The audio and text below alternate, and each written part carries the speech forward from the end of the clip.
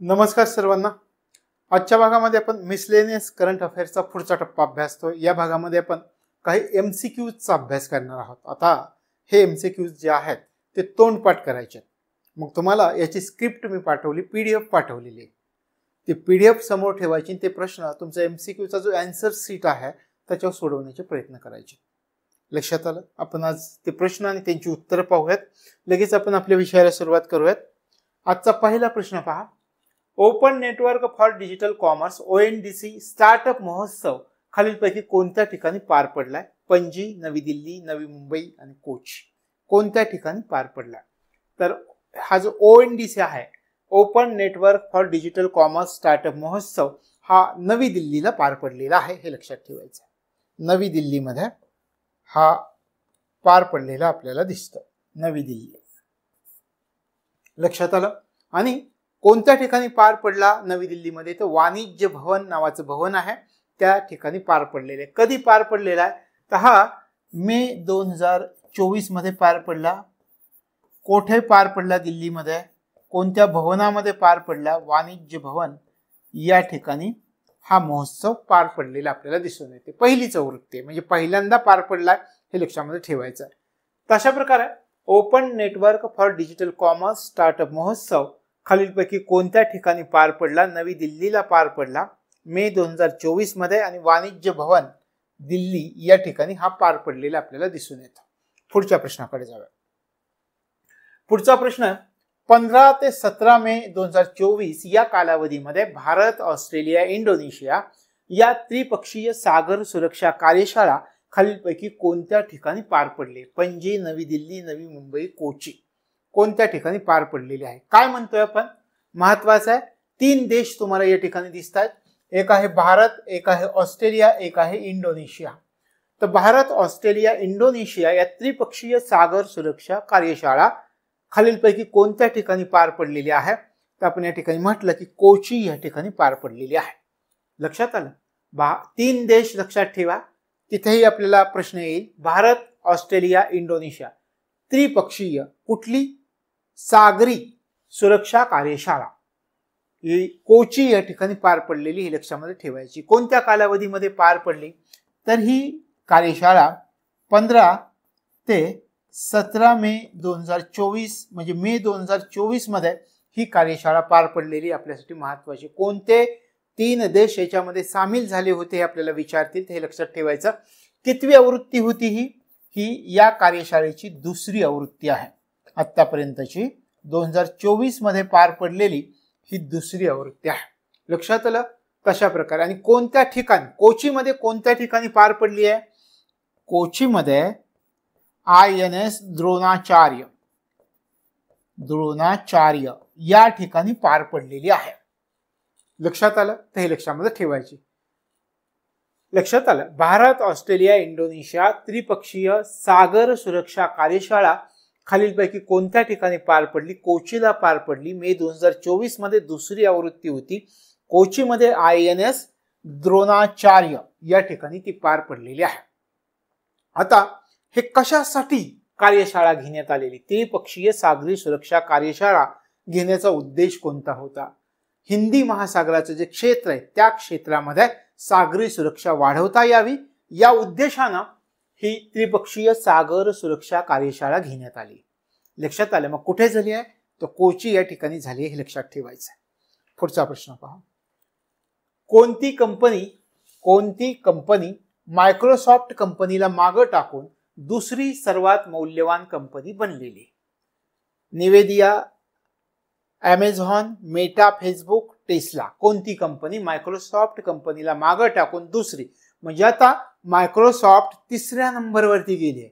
दुसऱ्या नंबरवरती कोणती कंपनी आली? पहिल्या नंबरला ऍपल, दुसऱ्या नंबरला निवेदिया आहे आणि 3ऱ्या नंबरला गेले मायक्रोसॉफ्ट। लक्षात आलं? आता पुढच्या प्रश्नाकडे आपण जाऊया। रिलायन्स इंडस्ट्रीज लिमिटेड कोणत्या ठिकाणी अंदाजे 3750 एकर जमिनीवर जागतिक आर्थिक केंद्र विकसित करणार आहे? महत्वाचं आहे, जागतिक आर्थिक केंद्र कोणत्या खाजगी कंपनीद्वारे विकसित केलं जात आहे हे पण विचारतील। मग जागतिक आर्थिक केंद्र कोण विकसित करताय? ते रिलायन्स इंडस्ट्रीज लिमिटेड द्वारे विकसित केलं जात आहे. कोणत्या ठिकाणी विकसित केले जात आहे पहा. ऑप्शन चेन्नई, लखनौ, नवी मुंबई, विशाखापट्टणम. कोणत्या ठिकाणी विकसित केले जात आहे तर नवी मुंबई या ठिकाणी विकसित केले जात आहे. लक्षात आलं. रिलायन्स इंडस्ट्रीज लिमिटेड कोणत्या ठिकाणी तर नवी मुंबई या ठिकाणी किती एकरावरती पहा, किती क्षेत्रावरती, 3750 एकर जमिनीवरती काय विकसित करताय, जागतिक आर्थिक केंद्र विकसित केले जाणार. मग याच्यावरती प्रश्न आपल्याला विचारू शकतील की अशा प्रकारचं जागतिक आर्थिक केंद्र कोणती खाजगी कंपनी विकसित करणार आहे. तर मग आपलं उत्तर आहे की रिलायन्स इंडस्ट्रीज लिमिटेड ही कंपनी विकसित करते. किती क्षेत्रावरती विकसित करते तर 3750 एकर क्षेत्रावरती विकसित करते. कोणत्या ठिकाणी विकसित करते, नवी मुंबई या ठिकाणी विकसित करते. पुढच्या प्रश्नाकडे जाऊया. राष्ट्रीय लोकशाही आघाडीनं सभागृह नेता म्हणून कोणाची निवड केली आहे. अमित शहा, नरेंद्र मोदी, नितीन गडकरी, राजनाथ सिंह. आता हे उत्तर आपल्याला साहजिकच माहिती आहे. सभागृह नेता म्हणून नरेंद्र मोदींची निवड केली आहे. हे सहजासहजी, कारण तेच पंतप्रधान आहेत, त्यांचीच निवड करावी लागणार आहे. तर त्याचा आपण या ठिकाणी उत्तर तुम्हाला सापडेल. नुकतंच आग लागून नुकसान झालेलं महाराणी मंदिर कोणत्या राज्यात अथवा केंद्रशासित प्रदेशात आहे. महत्वाचा. अशा प्रकारचे प्रश्न विचारतात की चर्चेत असणाऱ्या गोष्टी. आग लागली आहे आणि महाराणी मंदिराचं नुकसान झालंय, तर हे महाराणी मंदिर कोणत्या राज्यात अथवा केंद्रशासित प्रदेशात आहेत. लक्षद्वीप, जम्मू आणि काश्मीर, आसाम, अरुणाचल प्रदेश. कोठे आहे तर हे जम्मू आणि काश्मीर मध्ये आहे. लक्षात आलं. नुकतंच आग लागून नुकसान झालेलं महाराणी मंदिर जम्मू आणि काश्मीर या केंद्रशासित प्रदेशामध्ये आहे. पुढच्या प्रश्नाकडे जाऊयात. जागतिक हवामान संघटनेनं जागतिक वार्षिक ते दशकीय हवामान अपडेट अहवाल कोणत्या कालावधीसाठी जारी केलाय. महत्वाचा प्रश्न आहे. जागतिक हवामान संघटनेनं अहवाल जारी केला आहे. कशा संबंधीचा अहवाल. जागतिक वार्षिक ते दशकीय हवामान अपडेट काय असेल हा अहवाल कोणत्या कालावधीसाठी जाहीर केलेला आहे. ऑप्शन पहा. 2024 ते 29, 2024 ते 28, 2024 ते 27, 2025 ते 29. कोणत्या कालावधीसाठी तर 2024 ते 2028 या कालावधीसाठी हा जारी केलाय. जागतिक हवामान संघटनेनं जागतिक वार्षिक ते दशकीय हवामान अपडेट अहवाल कोणत्या कालावधीसाठी जारी केला. 2024 ते 2028. कोणत्या देशाच्या संसदेनं 4 जून 2024 रोजी स्वतंत्र पॅलेस्टिनी राज्याला बहुमतानं मंजुरी दिली. म्हणजे जून मधली घटना आहे. आपण काय केलं, जानेवारी ते जून मधल्या घटना आपण अभ्यासतोय. तर मग पहा, कोणत्या देशाच्या संसदेनं 4 जून 2024 रोजी स्वतंत्र पॅलेस्टिनी राज्याला बहुमतानं मंजुरी दिली. सौदी अरेबिया, संयुक्त अरब अमिराती, पाकिस्तान, स्लोव्हेनिया. कोणत्या देशानं तर हे लक्षात ठेवायचं. स्लोव्हेनिया हे लक्षात ठेवा. स्लोव्हेनिया या देशाच्या संसदेनं 4 जून 2024 ला स्वतंत्र पॅलेस्टिनी राज्याला बहुमतानं मंजुरी दिली. लक्षात आलं. हे लक्षात ठेवायचं. पुढे जाऊयात. पुढचा प्रश्न पहा. कोणत्या संस्थेनं अलीकडेच state and trends of carbon pricing 2024 हा अहवाल प्रसिद्ध केलाय. जागतिक नाणेनिधी, संयुक्त राष्ट्र संघटना, जागतिक व्यापार संघटना, जागतिक बँक. कोणत्या संस्थेनं कोणता अहवाल. State and trends of carbon pricing 2024 हा अहवाल प्रसिद्ध करणारी जागतिक संस्था कोणती आहे तर ती जागतिक संस्था आहे जागतिक बँक. जागतिक बँकेनं अलीकडेच state and trends of carbon pricing 2024 हा अहवाल प्रसिद्ध केला आहे. लक्षात आलं. पुढच्या प्रश्नाकडे जाऊयात. कोणत्या राज्याच्या वन विभागानं सत्यमंगलम व्याघ्र प्रकल्पात. हे नाव चर्चेत आहे का. लक्षात ठेवा. सत्यमंगलम व्याघ्र प्रकल्प. कोणत्या राज्याच्या वन विभागानं सत्यमंगलम व्याघ्र प्रकल्पात 3 दिवसीय हत्तींची गणना सुरू केली. कर्नाटक, तामिळनाडू, आंध्र प्रदेश, गुजरात. कोणत्या राज्यानं सत्यमंगलम व्याघ्र प्रकल्पात. तामिळनाडू राज्यानं. तामिळनाडू राज्याच्या वन विभागानं सत्यमंगलम व्याघ्र प्रकल्पामध्ये 3 दिवशी हत्तींची गणना सुरू केलेली. लक्षात आलं. पुढे जाऊया. शेख सबाह खालेद अल अहमद अल मुबारक अल सबाह यांनी कोणत्या देशाचं युवराज म्हणून शपथ घेतली आहे. केवढं मोठं नाव आहे पाहे. Sheikh Sabah Khalid Al Hamad Al Mubarak Al Sabah यांनी कोणत्या देशाचं युवराज म्हणून शपथ घेतली? आता संयुक्त अरब अमिराती, सौदी अरेबिया, इराण, कुवेत. कोणत्या? Kuwait. Kuwait. Sheikh Sabah Khalid Al Hamad Al Mubarak Al Sabah यांनी कुवेत या देशाचे युवराज म्हणून शपथ घेतली. लक्षात आलं? पुढे जाऊया. कोणाला प्रतिष्ठित वार्षिक हिंदी साहित्य भारती पुरस्काराने सन्मानित करण्यात आलेला आहे? कृष्णप्रकाश IPS, वेदप्रकाश, जगन्नाथ शिंदगिरी, योगी मल्लिकनाथ. कोणाला प्रतिष्ठित वार्षिक हिंदी साहित्य भारती पुरस्कार, वार्षिक हिंदी साहित्य भारती पुरस्कार खालीलपैकी कोणास प्राप्त झालेला आहे असं पण येईल, किंवा कोणास सन्मानित करण्यात आलेला आहे? तर कृष्णप्रकाश IPS आहेत, हे यांना सन्मानित करण्यात आलेला आहे.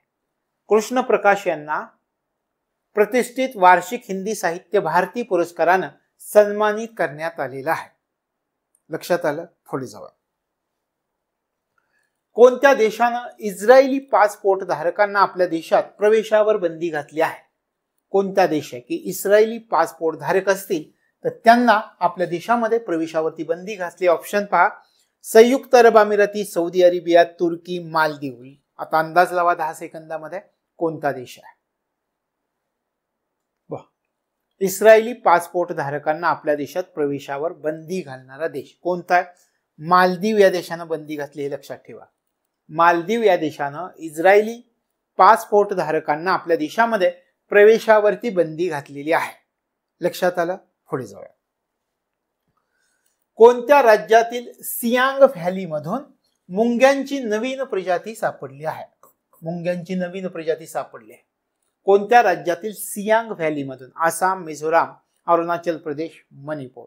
आता सियांग व्हॅली कोणत्या राज्यामध्ये? आपल्याला माहिती आहे अरुणाचल प्रदेश राज्यामध्ये आहे. जिओग्राफीचा अभ्यास करताना आपल्या हे लक्षात येतं अरुणाचल प्रदेश. मग लक्षात ठेवायचं अरुणाचल प्रदेश राज्यातील सियांग व्हॅली मधून मुंग्यांची नवीन प्रजाती सापडलेली आहे. लक्षात आलं? पुढे जाऊयात. नासानं चंद्रासाठी प्रमाणित वेळ प्रणाली विकसित करण्यासाठी कोणत्या अंतराळ संस्थेशी भागीदारी केली? युरोपियन स्पेस एजन्सी, इस्रो, रॉसकॉस्मॉस यापैकी नाही. European space agency. आणि हा प्रश्न राज्यसेवेला येऊन पण गेलाय. नासानं चंद्रासाठी प्रमाणित वेळ प्रणाली विकसित करण्यासाठी कोणत्या अंतराळ संस्थेशी भागीदारी केली? दुसऱ्या बाबतीत हा प्रश्न आला होता. तर साधारणपणे हे नासाचं आहे. आपल्या भारतासंबंधी आपण हा प्रश्न राज्यसेवेला आला होता.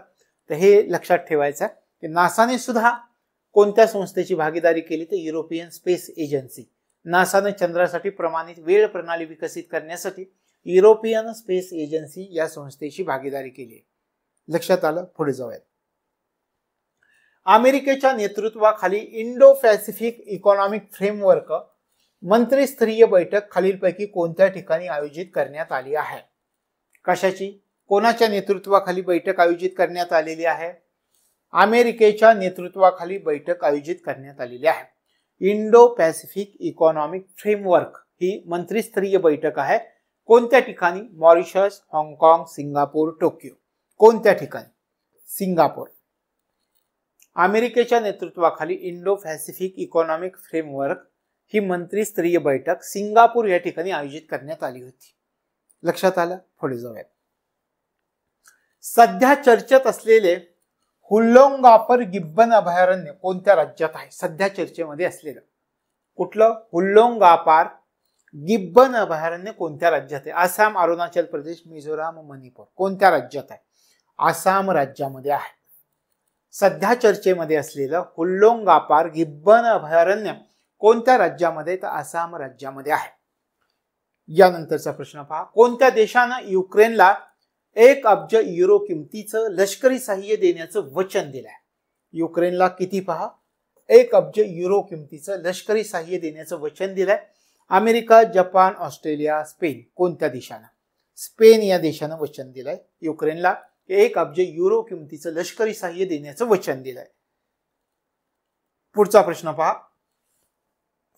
कोणत्या देशाच्या शास्त्रज्ञांनी हिरे तयार करण्यासाठी सुपरफास्ट पद्धत विकसित केलेली? कोणत्या देशाच्या शास्त्रज्ञांनी काय हिरे तयार करण्यासाठी सुपरफास्ट पद्धत विकसित केली? जपान, दक्षिण कोरिया, अमेरिका, ऑस्ट्रेलिया. कोणत्या देशाच्या शास्त्रज्ञांनी? दक्षिण कोरिया या देशाच्या शास्त्रज्ञांनी हिरे तयार करण्यासाठी सुपरफास्ट पद्धत विकसित केलेली आहे. पुढचा प्रश्न, कोणत्या राज्याचं एकमेव हिल स्टेशन असलेल्या मोर्नी हिल्स ला अलीकडेच भीषण वणवा लागलेला होता? त्या ठिकाणी आग लागलेली होती. वणवा म्हणा, भीषण वणवा लागला होता.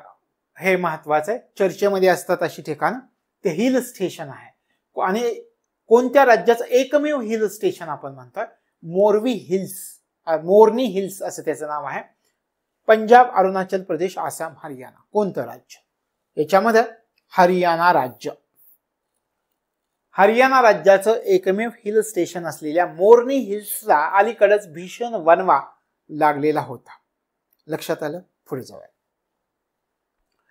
आंतरराष्ट्रीय अन्न धोरण संशोधन संस्थेच्या कोणता रिपोर्ट आहे? ग्लोबल फूड पॉलिसी रिपोर्ट 2024 नुसार किती टक्के भारतीय अस्वास्थ्यकर अन्न खातात, म्हणजे अनहेल्दी फूड घेतात, जे आरोग्याला योग्य नाही अशा प्रकारचं अन्न घेतात? असे किती लोक आहेत? आंतरराष्ट्रीय अन्न धोरण संशोधन संस्थेच्या ग्लोबल फूड पॉलिसी रिपोर्ट 2024 नुसार किती टक्के भारतीय? 35, 36, 38, 40 जे आरोग्याला योग्य नाही अशा प्रकारचं, म्हणजे आरोग्याला अपायकारक असं म्हणूयात, अशा प्रकारचं अन्न खातात. किती टक्के? तर 38% हे सांगितलंय. आपण म्हणतोय की ग्लोबल फूड पॉलिसी रिपोर्ट 2024 नुसार 38% भारतीय अस्वास्थ्यकर अनहेल्दी अन्न खातात. लक्षात आलं? पुढे जाऊयात आपण. कार्मिक, सार्वजनिक तक्रार आणि निवृत्ती वेतन मंत्रालयानं 1 जानेवारी 2024 पासून निवृत्ती ग्रॅच्युटी आणि डेथ ग्रॅच्युटीची कमाल मर्यादा 20 लाख रुपयावरून किती रुपयांपर्यंत केलेली आहे? 21 लाख, 25 लाख, 30 लाख, 35 लाख. पहा काय सांगितले आपल्याला. 1 जानेवारी 2024 पासून निवृत्ती ग्रॅच्युटी आणि डेथ ग्रॅच्युटीची कमाल मर्यादा 20 लाखावरून किती रुपयांपर्यंत केलेली आहे?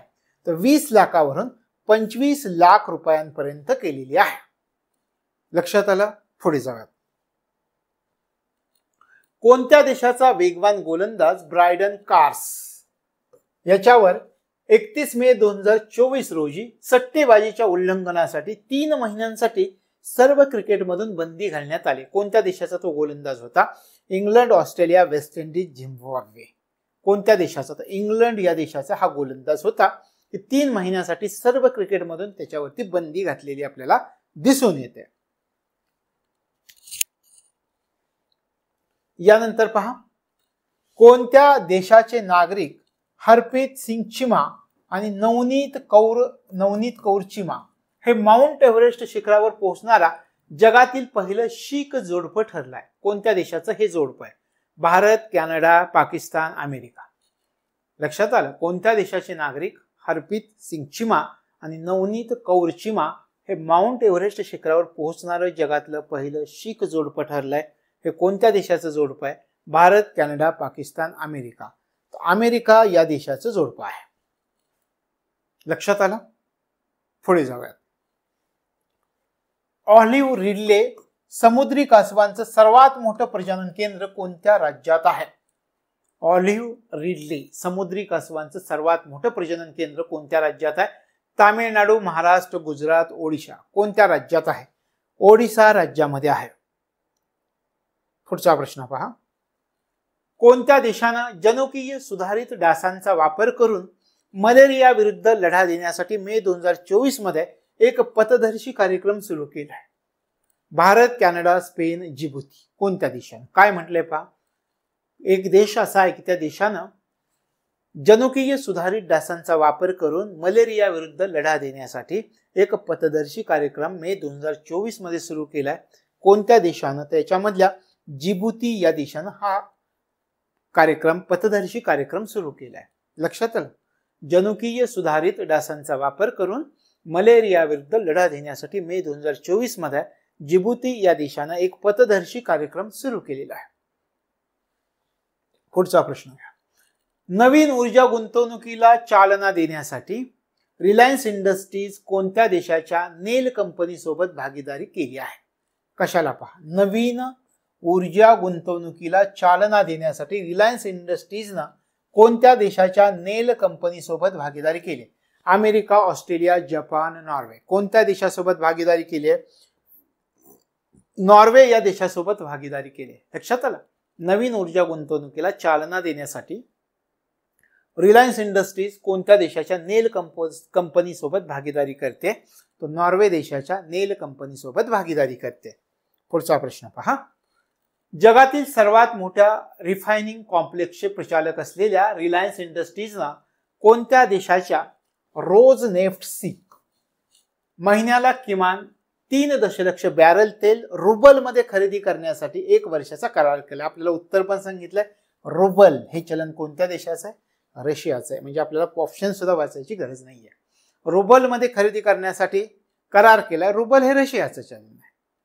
तशा प्रकारे जगातील सर्वात मोठ्या रिफायनिंग कॉम्प्लेक्सचे प्रचालक असलेल्या रिलायन्स इंडस्ट्रीजना रशिया या देशाच्या कोणत्या कंपनीशी पहा, रोज नेफ्ट याच्याशी महिन्याला किमान 3 दशलक्ष बॅरल तेल रुबलमध्ये खरेदी करण्यासाठी किती वर्षाचा करार केला? तर 1 वर्षाचा करार केलेला आहे रशिया देशाशी. रशिया या देशामधली ही कंपनी रोज नेफ्ट या कंपनीचं नाव सुद्धा विचारलं जाईल की कोणत्या कंपनीशी करार झाला? तर रोज नेफ्ट या कंपनीशी करार झाला. रशियाची कंपनी आणि सर्वात महत्वाचं रुबलमध्ये हे सगळं खरेदी केले जाणार 1 वर्षाचा करार आहे. पुढच्या प्रश्नाकडे जाऊयात. सामान्यतः ईशान्येकडील राज्यांमध्ये आढळणारा चायनीज पॉन्ड हेरॉन पक्षी कोणत्या राज्यात प्रथमच दिसलाय?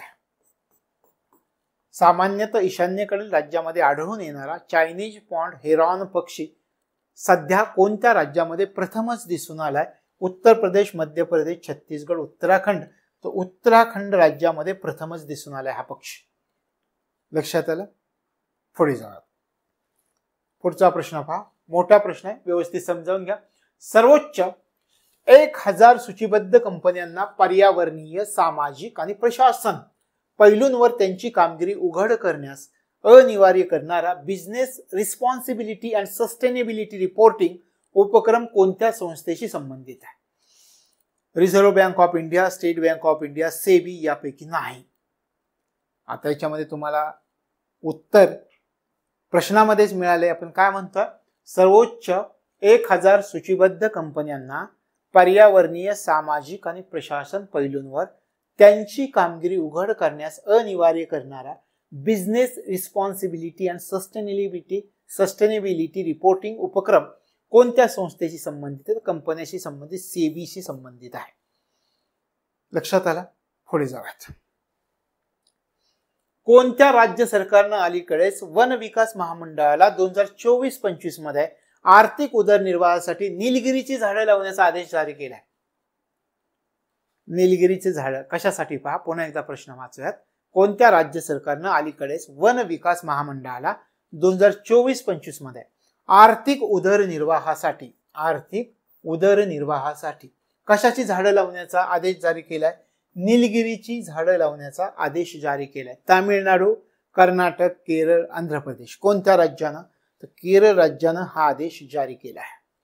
लक्षात आलं? वन विकास महामंडळाला 2024-25 साठी तुम्ही काय करा, आर्थिक उदरनिर्वाहासाठी निलगिरीचं झाडं लावा असा आदेश केरळ राज्य सरकारनं जारी केलेला आहे. लक्षात आलं? पुढे जाऊया. कोणतं राज्य जलचर प्राण्यांमधील रोगांची चाचणी आणि उपचार करण्यासाठी जलीय पशु आरोग्य प्रयोगशाळा स्थापन करणार आहे?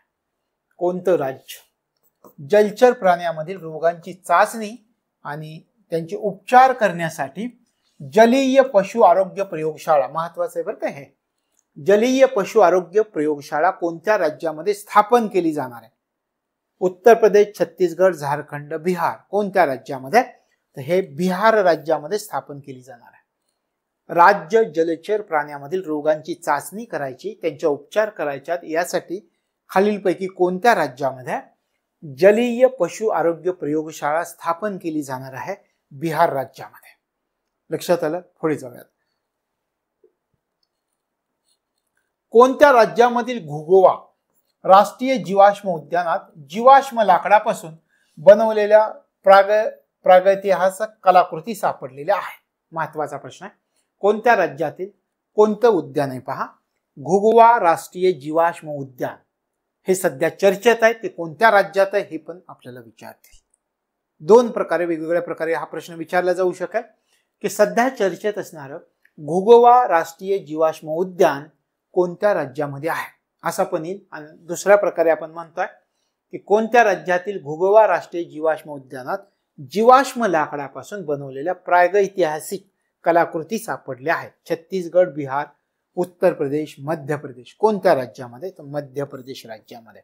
म्हणजे हे घुगवा राष्ट्रीय जीवाश्म उद्यान सध्या चर्चेमध्ये असलेला कोणत्या राज्यामध्ये आहे? तर मध्य प्रदेश राज्यामध्ये आहे. आणि त्या ठिकाणी काय सापडलंय? तर त्या ठिकाणी प्रागैतिहासिक कलाकृती सापडलेल्या आहेत. कोणत्या उद्यानात हे पण विचारतील. मध्य प्रदेश राज्यातील कोणत्या उद्यानात जीवाश्म लाकडापासून बनवलेल्या प्रागैतिहासिक कलाकृती सापडलेल्या आहेत? म्हणजे ते उद्यान पण आपल्याला माहिती असणं गरजेचं आहे. घुगवा राष्ट्रीय जीवाश्म उद्यान. लक्षात आलं? तर हे लक्षामध्ये या ठिकाणी ठेवायचं आहे. पुढच्या प्रश्नाकडे जाऊया. कोणत्या राज्य सरकारनं 24 मे 2024 पासून तंबाखू आणि निकोटीनचा समावेश असलेला गुटखा आणि पान मसाला यावर 1 वर्षाची बंदी घातली? तामिळनाडू, आंध्र प्रदेश, तेलंगणा, कर्नाटक. कोणत्या राज्य सरकारने 24 मे 2024 पासून तंबाखू आणि निकोटीनचा समावेश असलेला गुटखा आणि पान मसाला यावर 1 वर्षाची बंदी घातली? तामिळनाडू, आंध्र प्रदेश, तेलंगणा, कर्नाटक. तेलंगणा या राज्यानं बंदी घातली. लक्षात आलं? पुढे जाऊयात आपण.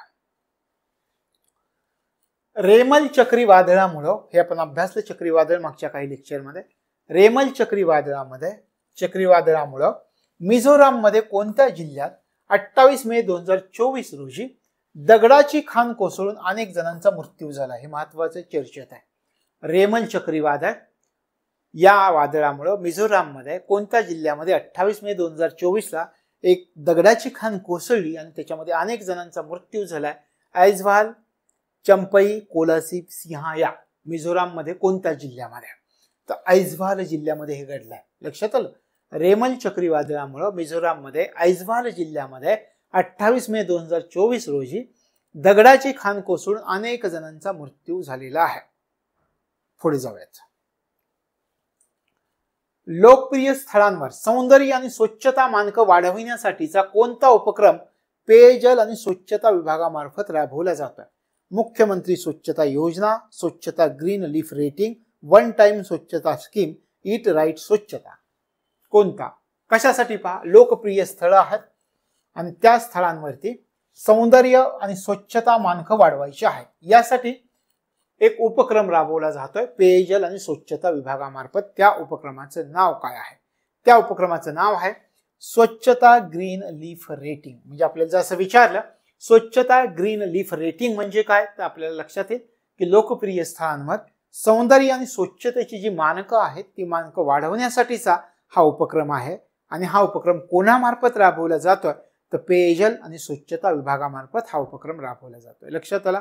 मग याला सहकार्य कोण करतं? या उपक्रमाला सहकार्य आपल्या देशाचं पर्यटन मंत्रालय करत आहे.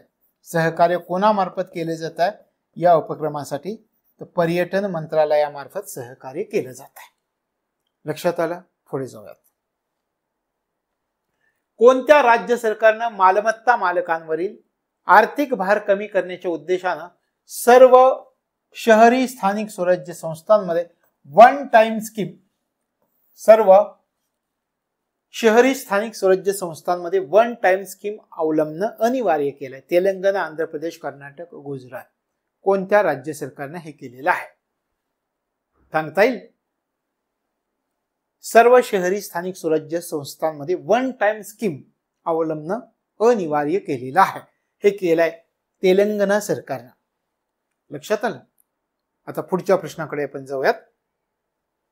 देशातील किती रेल्वे स्थानकांना ईट राईट स्टेशन म्हणून प्रमाणित करण्यात आलेले? ईट राईट स्टेशन विषयी आपण याच्या अगोदरही चर्चा केलेली आहे काही प्रश्नांमध्ये, काही मुद्द्यांमध्ये. म्हणजे त्या ठिकाणी मिळणारं अन्न हे स्वच्छ आणि योग्य असणार आहे म्हणून त्याला ईट राईट स्टेशन असं प्रमाणपत्र दिलेलं आहे. प्रमाणित केलं गेलं किती स्टेशनात? 75, 100, 150, 250. आपण काय म्हटलेलं होतं या ठिकाणी? 150 स्टेशन आहेत. देशातील 150 रेल्वे स्थानकांना ईट राईट स्टेशन म्हणून प्रमाणित करण्यात आलेले. कोणी प्रमाणित केलेला? FSSAI ने प्रमाणित केलेला आहे. FSSAI काय म्हणतो याला आपण मराठीमध्ये? भारतीय अन्न सुरक्षा आणि मानक प्राधिकरण असं याला म्हटलं जातं. तर याची स्थापना 2018 मध्ये, लक्षामध्ये ठेवायची, सुरुवात 2018 मध्ये झाली अशा प्रकारे. आणि कशासाठी आपण म्हणतो ईट राईट स्टेशन? प्रवाशांना सुरक्षित अन्न मिळालं पाहिजे, प्रवाशांना पौष्टिक अन्न मिळवलं पाहिजे आणि अशा प्रकारे सुरक्षित अन्न, पौष्टिक अन्न पुरवणारी जी रेल्वे स्थानकं आहेत त्यांना ईट राईट स्टेशन म्हणून प्रमाणित केलं गेलेलं आहे. आणि मग ईट राईट स्टेशन प्रमाणपत्र प्राप्त करणारं पहिलं स्थानक कोणतं हे पण आपल्याला विचारते. ईट राईट स्टेशन हे प्रमाणपत्र प्राप्त करणारं पहिलं स्थानक मुंबई सेंट्रल टर्मिनस आहे. Mumbai central terminus, Mumbai central terminus आहे.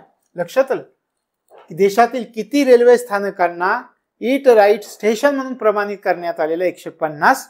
आणि अशा प्रकारचं प्रमाणपत्र प्राप्त करणारं पहिलं स्थानक कोणतं आहे ईट राईट स्टेशन म्हणून? तर मुंबई सेंट्रल टर्मिनस हे पहिलं स्थानक आहे. हे लक्षामध्ये ठेवायचं आहे. पुढे जाऊयात. स्वयं प्लस व्यासपीठाचं संचालन खालीलपैकी कोणती संस्था करणार आहे? स्वयं प्लस व्यासपीठ IIT Kharagpur, IIT Kanpur, IIT Madras, IIT Bombay कोणती करणार आहे? हे कधी घडलंय? संचालन 27 फेब्रुवारी 2024 रोजी याचं अनावरण झालंय. म्हणजे आपल्याला माहिती असणं गरजेचं आहे. पहा काय स्वयं प्लस काय आहे? उद्योगांचं सहकार्य घ्यायचं आहे. उद्योगांच्या सहकार्यानं एक अभ्यासक्रम विकसित केला जाणार आहे आणि विकसित केलेल्या अभ्यासक्रमाची ऑफर दिली जाणार आहे. तर त्याला म्हटलंय स्वयं प्लस व्यासपीठ. तर स्वयं प्लस व्यासपीठाचं संचालन कोणती संस्था करेल? तर IIT मद्रास. IIT मद्रास ही संस्था करणार आहे. लक्षात आलं? स्वयं प्लस व्यासपीठाचं संचालन खालीलपैकी कोणत्या संस्थेमार्फत केलं जाणार आहे? IIT मद्रास मार्फत. मी तुम्हाला म्हटलं 27 फेब्रुवारी 2024 ला याचं अनावरण झालंय. आणि आपण काय म्हणतोय तर काय उद्योगांच्या सहकार्यानं अभ्यासक्रम विकसित केलेला आहे आणि उद्योगांच्या सहकार्यानं विकसित केलेला अभ्यासक्रम याची ऑफर करणं या उद्देशानं अशा प्रकारे स्वयं प्लस व्यासपीठाचं संचालन ही IIT मद्रास ही संस्था करणार आहे. लक्षात आलं? पुढे जाऊया. भारतीय AI स्टार्टअप्सना सक्षम करण्यासाठी IMPELAI कार्यक्रम कोणामार्फत सुरू करण्यात आलाय? Microsoft, international centre for entrepreneurship and technology, iCreate म्हणजेच iCreate. वरीलपैकी एक व दोन, दोन्ही वरीलपैकी कोणतंही नाही. भारतीय AI स्टार्टअप्सना सक्षम करायचंय आपल्याला. आता दोन प्रकारे प्रश्न लक्षात ठेवा. भारतीय AI स्टार्टअप्सना सक्षम करण्यासाठी कोणता कार्यक्रम सुरू करण्यात आला? खालीलपैकी कोणता कार्यक्रम सुरू करण्यात आलेला आहे असं आपल्याला विचारतील. तर IMPELAI हा कार्यक्रम सुरू करण्यात आलाय. पहिला प्रश्न. दुसरा प्रश्न कोणामार्फत सुरू करण्यात आलेला आहे? तर मायक्रोसॉफ्ट आणि iCreate द्वारा हा सुरू करण्यात आलेला आहे. iCreateचा long form international centre for entrepreneurship and technology द्वारे हा कार्यक्रम. म्हणजे वरीलपैकी एक आणि दोन दोन्ही उत्तर असणार आहे. लक्षात आलं? दोन प्रकारे प्रश्न लक्षामध्ये ठेवा. पहिला प्रकार आपण काय म्हणता की भारतीय AI ला आर्टिफिशियल इंटेलिजन्स स्टार्टअप्स आहेत त्यांना सक्षम करायचं आहे. मग त्यासाठी देशात एक कार्यक्रम सुरू करण्यात आलेला आहे. त्या कार्यक्रमाचं नाव काय? IMPELAI असं त्याचं नाव आहे. लक्षात आलं? आणि मग कोणता कार्यक्रम सुरू करण्यात आलाय? तर तो कार्यक्रम आणि कोणामार्फत सुरू करण्यात आलेला आहे? तर मायक्रोसॉफ्ट आणि iCreate द्वारा हा कार्यक्रम सुरू करण्यात आलेला आहे. उद्देश आपण लक्षात घेतला. भारतीय AI स्टार्टअप्सना आपल्याला सक्षम करायचं आहे. आणि मग यासाठी आपल्या देशामध्ये इलेक्ट्रॉनिक्स आणि माहिती तंत्रज्ञान मंत्रालय त्याच्यामध्ये सामंजस्य करार सुद्धा झालेला आहे. लक्षात आलं? तर ह्या गोष्टी लक्षात ठेवायच्या. पुढे जाऊयात. पुढचा प्रश्न. स्तनांच्या कर्करोगाचे लवकर निदान करणं या उद्देशानं सवेरा उपक्रम कोणत्या राज्य सरकारनं सुरू केलाय? पंजाब, हरियाणा, उत्तर प्रदेश, पश्चिम बंगाल कोणत्या राज्य सरकारनं सुरू केलं? स्तनांच्या कर्करोगाचं लवकर निदान व्हावं या उद्देशानं कोणता उपक्रम सुरू केलाय हे पण विचारतील. सवेरा उपक्रम कोणत्या राज्य सरकारनं सुरू केलाय? हरियाणा राज्य सरकारनं सुरू केला, हे लक्षात ठेवायचं आहे. लक्षात राहील. पुढे जाऊया. गरीब महिलांना विनामूल्य घर देणं या उद्देशानं नवरत्न आलो पेंडल दर की इल्लू योजना कोणत्या राज्य सरकारनं सुरू केली आहे? अशा प्रकारची योजना कोणत्या राज्य सरकारनं सुरू केली आहे? तेलंगणा, आंध्र प्रदेश, कर्नाटक, गुजरात कोणत्या राज्य सरकारनं सुरू केली? आंध्र प्रदेश राज्य सरकारनं सुरू केली. गरीब महिलांना विनामूल्य घर देणं या उद्देशानं नवरत्न आलो पेंडल दर की इल्लू योजना कोणत्या राज्य सरकारनं सुरू केले? आंध्र प्रदेश राज्य सरकारनं सुरू केली. पुढच्या प्रश्नाकडे जाऊयात. स्कायरूट एरोस्पेसद्वारे अंतराळ क्षेत्रातील महिलांना समर्पित अशा प्रकारचा पहिला फेलोशिप कार्यक्रम कोठे सुरू करण्यात आला? त्याचं अनावरण कोठे झालं? बेंगळुरू, हैदराबाद, तिरुवनंतपुरम, चेन्नई कोणत्या ठिकाणी झालेला आहे? आता एक एक गोष्ट आपण पाहायचंय. अंतराळ क्षेत्रातील महिलांना समर्पित असा कार्यक्रम कोणी सुरू केलाय हे पण विचारतील. स्कायरूट एरोस्पेसद्वारे सुरू झालाय आणि अशा प्रकारचा पहिला फेलोशिप कार्यक्रम कोठे अनावरण झालं, कोणत्या शहरामध्ये त्याचं अनावरण झालं हे जर विचारलं तर लक्षात ठेवायचं. याच्यामध्ये ऑप्शन पहा, बेंगळुरू, हैदराबाद, तिरुवनंतपुरम, चेन्नई. हैदराबाद या ठिकाणी ते सुरू केलेलं आहे. स्कायरूट एरोस्पेसद्वारे अंतराळ क्षेत्रातील महिलांना समर्पित अशा प्रकारचा पहिला फेलोशिप कार्यक्रम हैदराबाद येथे सुरू झाला, हे लक्षात ठेवा. पुढचा प्रश्न आपण पाहूयात. इयत्ता 1ली ते 12वी मधील विद्यार्थ्यांसाठी आठवड्यातून एकदा बॅगलेस स्कूल दिवस हा उपक्रम कोणत्या राज्य सरकारनं सुरू केलाय? मध्य प्रदेश, हरियाणा, उत्तर प्रदेश, पश्चिम बंगाल कोणत्या राज्य सरकारनं सुरू केलाय? इयत्ता 1ली ते 12वी मधील विद्यार्थ्यांसाठी आठवड्यातून एकदा बॅगलेस स्कूल दिवस हा उपक्रम कोणत्या राज्य सरकारनं सुरू केलाय?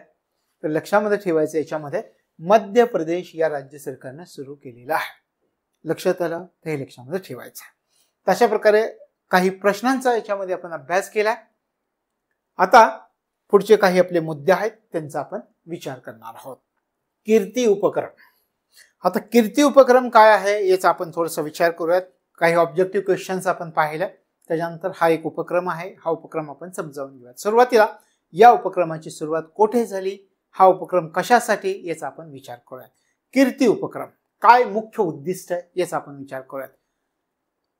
आपल्या देशामध्ये अनेक प्रतिभावान खेळाडू आहेत. संपूर्ण आपल्या देशाचा विचार केला तर मोठा देश आहे. अनेक प्रतिभावान खेळाडू आपल्या देशामध्ये सापडतात. मग आपल्या देशाच्या कानाकोपऱ्यामधून प्रतिभावान खेळाडूंचा शोध घेता यावा या उद्देशानं कीर्ती कार्यक्रम सुरू करण्यात आलेला आहे.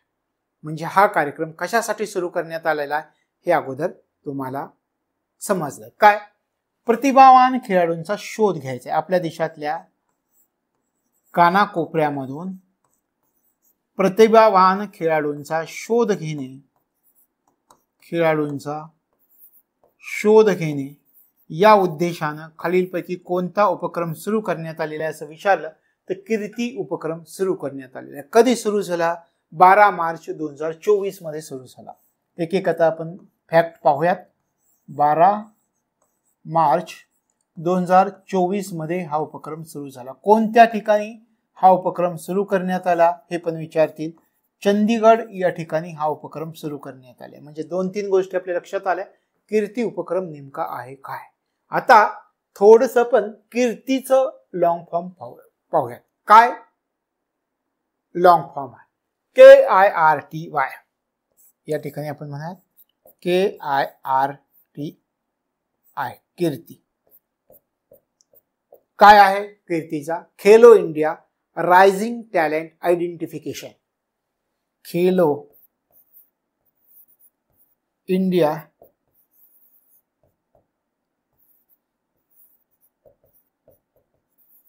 Rising talent identification.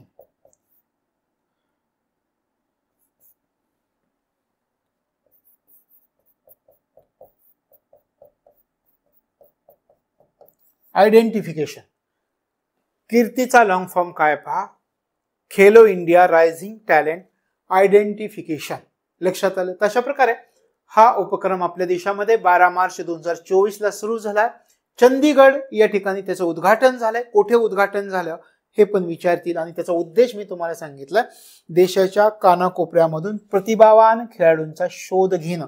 असा अजय देवगणचा एक पिक्चर पण आहे की कानाकोपऱ्यातनं कसे प्रतिभावान खेळाडू शोधायचे. मैदान नावाचा सिनेमा आहे, खूप छान आहे आपल्यासाठी, म्हणजे जे काही आपल्या परीक्षेतील विद्यार्थी आहेत त्यांच्यासाठी प्रेरणा देणारा सिनेमा म्हणून आपल्याला सांगता येईल. अशा प्रकारे हा कार्यक्रम आपल्या देशामध्ये सुरू झाला. मग कोणत्या वयोगटातील शालेय मुलांसाठी हा कार्यक्रम असणार आहे? पहिली गोष्ट, शालेय मुलांसाठी. कोणासाठी हा कार्यक्रम आहे? शालेय मुलं. कोणत्या वयोगटातील शालेय मुलं याच्यामध्ये असणार आहे? 9 ते 18 वयोगट. या वयोगटामधील शालेय मुलांचा समावेश या कार्यक्रमामध्ये होणार आहे. म्हणजे पुढची गोष्ट आपल्याला कळाली की कोणत्या वयोगटातील शालेय मुलांचा याच्यामध्ये समावेश असेल, तर 9 ते 18 वयोगटातील शालेय मुलांचा याच्यामध्ये समावेश असेल. लक्षात आलं. आता या कार्यक्रमाचं भारतातील किती केंद्रांवर उद्घाटन झालं याचा जर तुम्हाला विधानामध्ये विचारला तर 50 केंद्रांवर उद्घाटन. किती केंद्रांवर उद्घाटन? 50 केंद्रांवर उद्घाटन. 50 केंद्रांवर उद्घाटन झालंय. आता आणखी एक गोष्ट, सुरुवातीला किती क्रीडा प्रकारांचं मूल्यांकन केलं जाणार आहे? किती क्रीडा प्रकारांसाठी? 10 क्रीडा प्रकार आहेत. 10 क्रीडा प्रकारासाठी 10 क्रीडा प्रकार. या 10 क्रीडा प्रकारासाठी आपण म्हणतो पहिल्या टप्प्यात 50,000 अर्जदारांचं मूल्यांकन केलं जाणार आहे. लक्षात आलं. हे लक्षामध्ये ठेवायचं. वर्षभरामध्ये सुद्धा यांनी उद्दिष्ट ठेवलंय की वर्षभरामध्ये आपल्या देशामध्ये 20 लाख अर्जदारांचं आपल्याला मूल्यांकन करायचं आहे. हे उद्दिष्ट आहे या कार्यक्रमाचं. तर अशा प्रकारे देशाच्या कानाकोपऱ्यामधून प्रतिभावान खेळाडूंचा शोध घेण्यासाठी आपल्या देशामध्ये कीर्ती कार्यक्रमाचं उद्घाटन 12 मार्च 2024 ला चंदीगडमध्ये झालाय. 50 केंद्रांवर उद्घाटन झालंय. हा कार्यक्रम शालेय जी मुलं आहेत त्यांच्यातल्या 9 ते 18 वयोगटासाठी हा कार्यक्रम आहे. त्याचा लॉंग फॉर्म आपण पाहिला, Khelo India rising talent identification.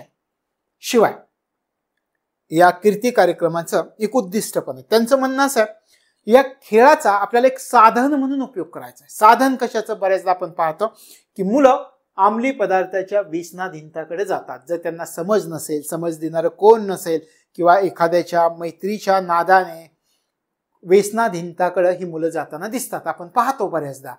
तर मग या व्यसनाधीनतेकडे त्यांचं जे लक्ष जात आहे किंवा इतर गोष्टींकडे या मुलांचं जे लक्ष जात आहे, त्या गोष्टींपासून लक्ष जाण्यापासून त्यांना वाचवण्यासाठी किंवा या व्यसनाधीन सारखी जी साधनं आहेत त्या साधनांपासून या मुलांना रोखता यावं यासाठी या खेळाचा एक साधन म्हणून उपयोग करायचा. तशा प्रकारे कीर्ती कार्यक्रमाचा हा पण उद्देश आहे. तशा प्रकारचा हा कीर्ती कार्यक्रम आहे.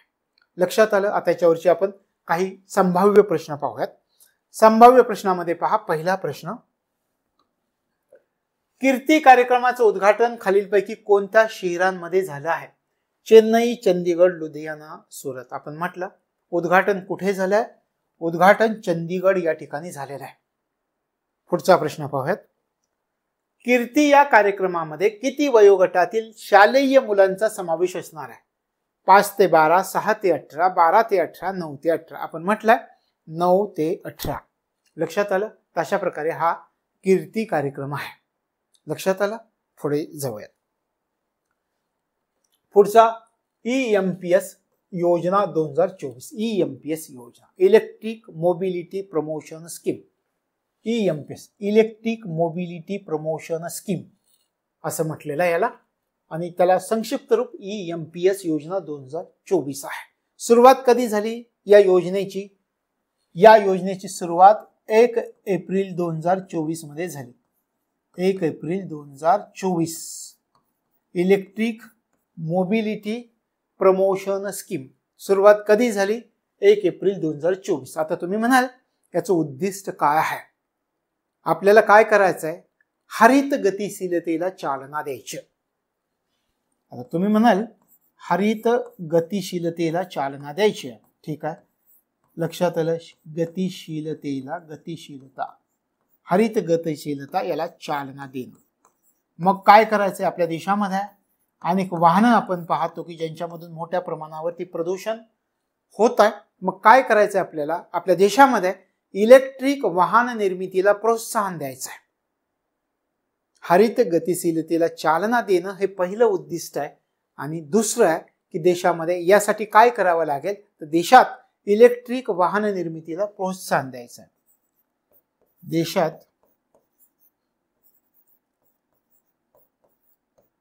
इलेक्ट्रिक वाहन निर्मितीला चालना देणे. लक्षात आलं याचा उद्देश काय आहे? मग आपण त्याच्या नावामध्येच काय सांगितलेलं होतं? EMPS योजना म्हणजे काय? Electric mobility promotion scheme. कशासाठी? 1 एप्रिल 2024 ला सुरुवात झाली. हरित गतिशीलतेला चालना द्यायची आणि देशात इलेक्ट्रिक वाहन निर्मितीला चालना देणं या उद्देशानं ही EMPS योजना 2024 मध्ये 1 एप्रिल 2024 ला सुरू झाली. निधी किती आला या योजनेसाठी याचा जर तुम्ही विचार केला तर 500 कोटी रुपयांचा निधी आलाय. या योजनेसाठी 500 कोटी रुपये, या 500 कोटी रुपयांचा निधी या योजनेसाठी आलेला आहे. लक्षात आलं? ही योजना कोणत्या कालावधीसाठी असणार आहे? 1 एप्रिल ते 31 जुलै 2024. कोणत्या कालावधीसाठी? 1 एप्रिल टू 31 जुलै 2024. कोणत्या कालावधीसाठी योजना असणार आहे? 1 एप्रिल ते 31 जुलै 2024 या कालावधीसाठी योजना असणार आहे. काय उद्दिष्ट ठेवले, लक्ष काय ठेवलंय सरकारनं? किती इलेक्ट्रिक वाहनांना सहकार्य करायचं आहे? सरकारचं उद्दिष्ट आहे 3,72,215 3,72,215 इलेक्ट्रिक EVs इलेक्ट्रिक व्हेकल्सला 3,72,215 इलेक्ट्रिक वाहनांना सहकार्य करण्याचं उद्दिष्ट सरकारनं ठेवलेलं आहे. मग याच्यासाठी तुमच्या इलेक्ट्रिक दुचाकी असेल तर त्यासाठी अनुदान दिलं जाईल. लहान 3 चाकी असेल तर त्यासाठी अनुदान असेल. मोठी 3 चाकी असेल तर त्यासाठी सुद्धा अनुदान असणार आहे. समजा तुमच्याकडे बाईक आहे, आपण म्हणूयात दुचाकी, एखादी बाईक आहे, तर मग तुम्हाला इलेक्ट्रिक दुचाकी घ्यायची आहे तर किती अनुदान प्राप्त होणार आहे? 10,000 रुपयांचं अनुदान प्राप्त होणार आहे. 10,000. तुम्हाला जर बाईक घ्यायची आहे इलेक्ट्रिक बाईक तर किती अनुदान मिळेल? 10,000. लहान 3 चाकी वाहन असेल तर किती अनुदान मिळेल? आपण म्हणूयात लहान 3 चाकी जर असेल तर किती अनुदान मिळणार आहे? लहान 3 चाकीसाठी 25,000 रुपये. आणि मोठी 3 चाकी असेल 25,000. मोठी 3 चाकी असेल तर तिला किती अनुदान मिळेल? मोठ्या 3 चाकीला 50,000 रुपये. मोठी 3 चाकी जर असेल वाहन तर त्याला किती अनुदान मिळेल? तर 50,000 रुपये अनुदान मिळेल. तशा प्रकारे EMPS योजना, इलेक्ट्रिक मोबिलिटी प्रमोशन स्कीम योजना 1 एप्रिल 2024 ला सुरुवात झाली आहे. 500 कोटी रुपये त्याला अनुदान दिले. 500 कोटी रुपयाचं त्याचं उद्दिष्ट निधी दिलेला आहे, फंड्स दिलेले आहेत. आणि कोणत्या कालावधीसाठी आहे? तर ही आपण म्हटलं 1 एप्रिल ते 31 जुलै 2024 या कालावधीसाठी आहे. एकूण किती इलेक्ट्रिक वाहनांना सहकार्य केलं जाणार आहे? 3,72,215 इलेक्ट्रिक वाहनांना एकूण सहकार्य केलं जाईल. त्याच्यामध्ये दुचाकी, लहान 3 चाकी, मोठ्या 3 चाकी वाहनांचा समावेश आहे. दुचाकी असेल तर 10,000 रुपये अनुदान, लहान 3 चाकी असेल तर 25,000, मोठी 3 चाकी असेल तर 50,000 रुपये अनुदान दिलं जाईल. उद्देश काय? हरित गतिशीलतेला चालना देणं.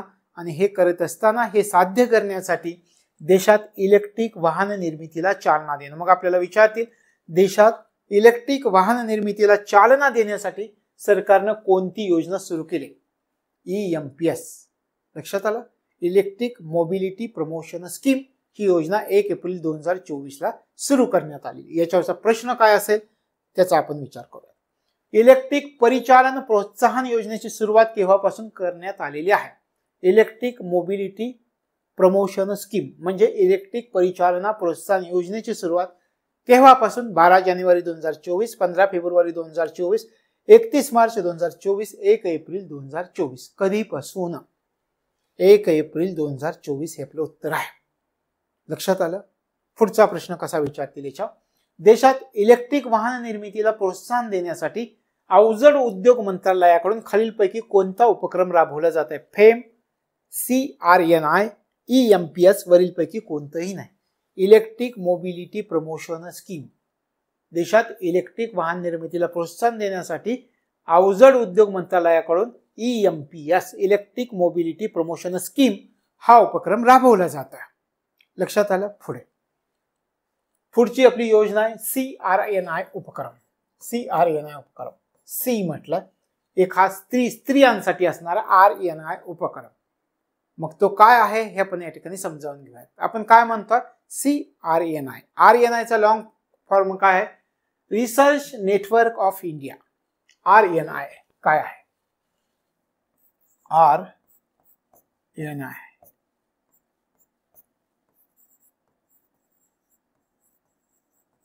रिसर्च नेटवर्क ऑफ इंडिया हा उपक्रम आहे. रिसर्च नेटवर्क ऑफ इंडिया हा उपक्रम आहे. RNI उपक्रम. CRNI हा उपक्रम आहे. लक्षात आलं? RNI चा अर्थ मी तुम्हाला सांगितला, स्त्रियांसाठी आहे. आणि हा कार्यक्रम कोणी सुरू केलाय? हा कार्यक्रम माहिती आणि ग्रंथालय नेटवर्कनं सुरू केला आहे. माहिती व ग्रंथालय नेटवर्क कोणाच्या अखत्यारीत ही संस्था आहे?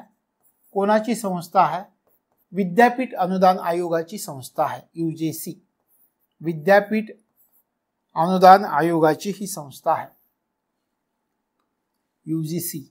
UGCच्या माहिती व ग्रंथालय नेटवर्कनं हा CRNI उपक्रम सुरू केलाय. लक्षात आलं? आता विचार करा कशासाठी? विविध संशोधन क्षेत्रांमध्ये महिला शास्त्रज्ञांना समान प्रतिनिधित्व मिळावं यासाठी हा उपक्रम सुरू करण्यात आलेला आहे. CRNI उपक्रम. लक्षात आलं? काय उद्देश आहे पहा? विविध संशोधन क्षेत्रांमध्ये